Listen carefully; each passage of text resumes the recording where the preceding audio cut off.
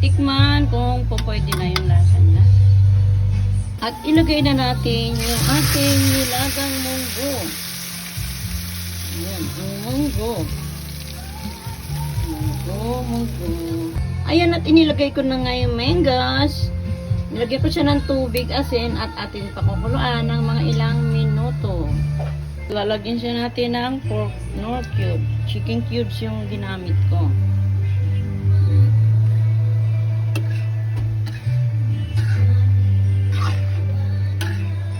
Pagkakulo niya, ilalagay na natin yung ating pansahog.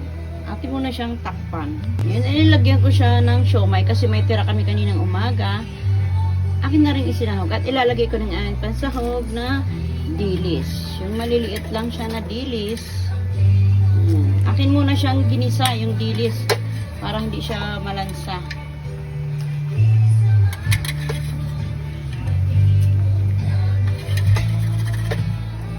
Si ano na lang amping? Ayan. Medyo marami yung dilis ng aking nilagay para malasa siya. Atin lang siyang haluin.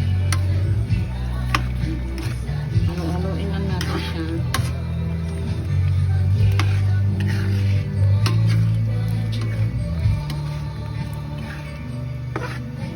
Medyo natin mabuti para lumapot siya kasi medyo nadamihan ko siya ng tubig.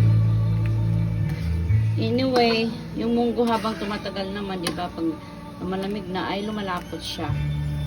Okay na. Para siya ay sumarap. Ayan. Ayan. At hindi pa nagtatapos dyan dahil atin pa siyang lalagyan ng chicharon. Ayan, chicharon. Masarap ang munggis pag may chicha. Paborito ng lahat yan pag may chicha. Okay, well done. Lumapot na siya, guys. Sakto na yung lapot niya. Tingnan nyo, oh. Ayan, diba? Kaya, ready to serve for dinner.